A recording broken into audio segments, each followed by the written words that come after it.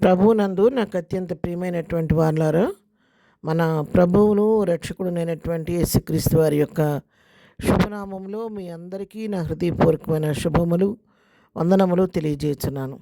ఉదయకాల సమయంలో దేవుని వాక్యాన్ని ధ్యానం చేసుకుందాము. ఈరోజు వాక్య ధ్యానము కొరకు మనం తీసుకున్నటువంటి లేఖన భాగము దినవృత్తాంతములు 2వ గ్రంథము 14వ అధ్యాయము 11వ వచనం చదువుకుందాం. ఆస తన దేవుడైన యెహోవాకు మొరపెట్టి, యెహోవా, విస్తారమైన సైన్యము చేతిలో ఓడిపోకుండా బలము లేని వారికి సహాయము చేయుటకు నీకన్నా ఎవరునూ లేరు. మా దేవా యెహోవా, మాకు సహాయము చేయుము. నిన్నే నమ్ముకొని ఉన్నాము. నీ నామమును బట్టియే ఈ సైన్యమును ఎదిరించుటకు బయలుదేరి ఉన్నాము. యెహోవా, నీవే మా దేవుడవు. నరమాత్రులను నీపైని జీవింపొందనీయకమని ప్రార్థించెను. దేవుని నామమునకు మహిమ కలుగును గాక. ఈ వాక్య భాగాన్ని మనం గమనించినట్లయితే, మరి ఇక్కడ రాజైనటువంటి ఆస చేస్తున్నటువంటి ప్రార్థన. మరి ఆస రాజైనప్పుడు అతని దినములలో 10 సంవత్సరములు దేశం ఎంతో నెమ్మదిగా ఉంది. ఆస తన దేవుడైన యెహోవా దృష్టికి అనుకూలముగా యథార్థముగా నడుచుకున్నటువంటి వ్యక్తి.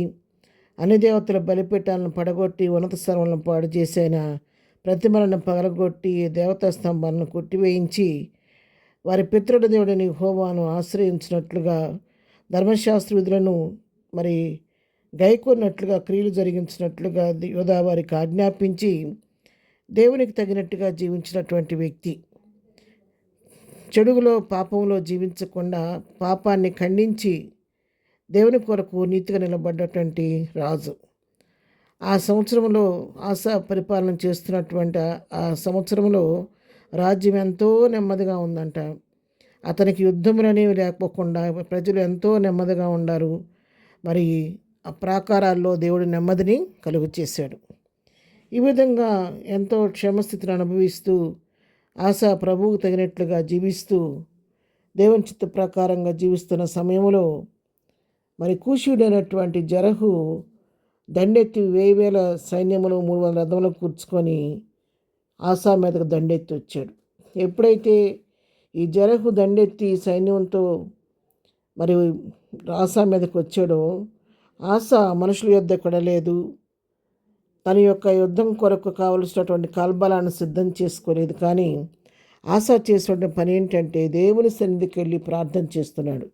ఏమనంటే ఆస మరి దేవుని దగ్గరికి వెళ్ళి మొరపెడుతున్నాడు. అయ్యా యెహోవా, విస్తారమైన సైన్యం చేతిలో పడిపోకుండా బలం లేని వారికి సహాయం చేయటకు నీకన్నా ఎవరునూ లేరయ్యా. ఈ సమయం అందు ఈ బలమైన సైన్యంలో పడకుండా తప్పించేవాళ్ళు నేను ఓడిపోకుండా మరి బలం లేని వారికి నువ్వే సహాయం చేసే దేవుడు కాబట్టి నేనైతే బలం లేని వాడిని ఒప్పుకుంటున్నాను. బలవంతుడైన నీవు నాతో కూడా ఉండి నీవే నన్ను తప్పించు, నీవు తప్ప నాకెవరు లేరని చెప్పి దేవునికి మొరపెట్టుకుంటున్నాడు. మా దేవా యెహోవా, మాకు సహాయం చేయమంటున్నాడు. నేను నిన్నే నమ్ముకున్నానయ్యా అంటున్నాడు. నీ నామమును బట్టే ఈ సైన్యాన్ని ఎదిరించుటకు నేను బయలుదేరానయ్యా. నా గొప్పతనాన్ని బట్టి కాదు, నిన్ను బట్టే నేను బయలుదేరాను. నీవే నా దేవుడివయ్యా. నరమాత్రుడు నా పైన జయమొందకుండా నీవే విజయశ్రుడిగా నా పక్షి నిలబడమని చెప్పి ప్రభువుకు ప్రార్థన చేశాడు. ఎప్పుడైతే ఆస తన యొక్క వ్యాజ్యాన్ని ప్రభువుకు అప్పగించాడో, వెంటనే ఆస చేసిన ప్రార్థన దేవునికి అంగీకారంగా ఉండి దేవుడు ఆశాపక్షంగా యుద్ధం చేసి వారి మీద, శత్రువుల మీద అతనికి విజయం ఇచ్చినట్లుగా మనం చూస్తూ ఉన్నాము. వెంటనే అతను ప్రభు పక్షాన్ని చేరి ప్రభు సన్నిధిలో ప్రార్థించిన వెంటనే దేవుడు తనే స్వయంగా పరలోక సైన్యాన్ని వారి పక్షంగా పంపించి వారిని జయించడానికి వారికి శక్తినిచ్చి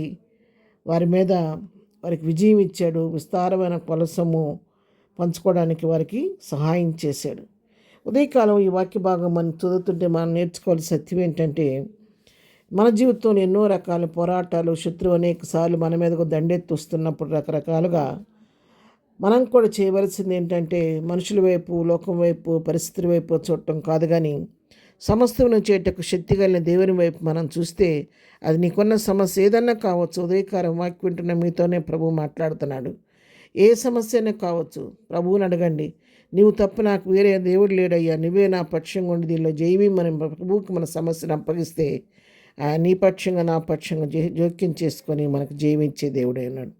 అట్లా సమస్తమును శక్తిగా దేవునికి మన వ్యాజ్యాన్ని అప్పగించి మనం కూడా జయం పొందుకొని ప్రభు కృపలో ముందుకు సాగిపోదాం. ప్రార్థన. ప్రభా, ప్రేమ కలిగిన తండ్రి, ఉదయకాలం మాకు ఇచ్చినటువంటి వాక్య భాగాన్ని బట్టి నీకు వందనాలు. మీరే మా పక్షంగా ఉన్న అన్ని విషయాల్లో జయం దయచేయండి. దినం మేము చేయ పనిపాట్లో రాకపోకలో క్షేమం దయచేయి. దినం బర్త్డే, మ్యారేజ్ చేసుకున్నట్టు దీవించి ఆశీర్దించమని యేసునామములో ప్రార్థించడి పొందుకొని ఉన్నాము తండ్రి. ఆమెన్. ప్రభు కృప సదాకాలం మనందరికీ తోడై నడిపించును గాక. ఆమెన్.